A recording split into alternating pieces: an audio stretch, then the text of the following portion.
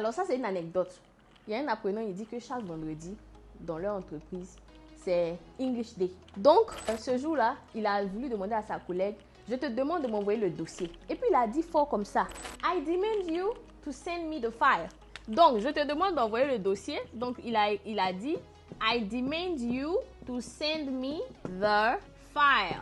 Alors, tout le monde a éclaté de rire. If you see how everyone laughed in the room, it was crazy. Et il était tellement découragé. Et il dit vraiment, je ne savais pas que demand en anglais, ça ne voulait pas dire demander. En fait, guys, quand vous voyez to demand, c'est exiger. J'exige que tu me rembourses le crédit que tu as pris avec moi. I demand you pay me back. Donc, demand là, c'est exiger. Donc, si tu veux dire, je te demande de m'envoyer le dossier, tu vas dire, I'm asking, so you to ask. Please send me the file. That's all.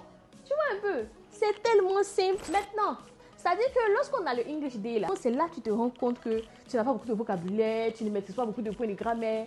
Et donc, il y a un autre collègue qui a voulu dire que, béret en anglais. Toi, vendredi, on dit anglais. Ça, toi, tu as voulu faire béret. Il dit que le manager, il a démissionné. Hein. C'est ce qu'il a voulu dire. Donc, il dit, the manager démission. The manager démission. Alors, vous allez rire, mais je vous assure que vous, là, vous ne direz pas mieux. Je vous dis. Donc, il a conjugué même démissionner en anglais. So, the manager démission.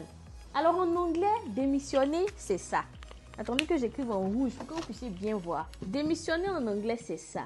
Et il n'y a pas de gno en anglais. Il n'y a pas de gno. Donc, oubliez le G. Donc, on va dire, essaie de lire tout. Tu as vu comment tu te moques de rien alors que je sais que tu as lu ça to resign ou bien to resign. Non, c'est to re.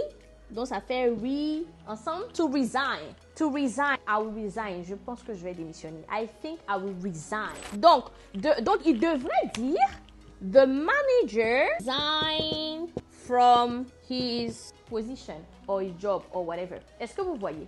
Donc, tranquille. C'est bon? Donc, vous voyez que en 2 minutes, vous avez appris un anglais sophistiqué. Si vous avez appris quelque chose, merci de me dire en commentaire. Qu'est-ce que vous n'allez jamais oublier? Ici, votre coach, votre emmerdeuse préférée. Partagez la vidéo, likez, abonnez-vous. Et on se dit à demain pour une autre vidéo. Bye bye.